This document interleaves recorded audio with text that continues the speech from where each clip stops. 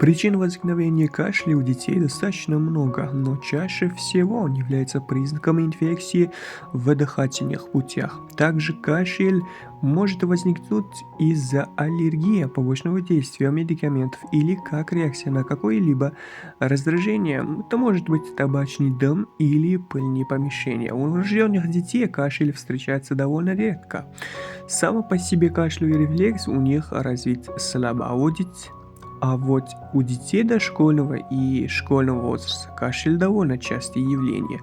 В основном это сухой или влажный кашель, иногда хриплый и болезненнее. Появление влажного кашля способствует воспалительным процессам в дыхательных путях, когда мокрота выделяется в незначительном количестве. Чем дольше у ребенка сохраняется сухой кашель, а это от 5 до 7 дней, тем больше шансов развития осложнения.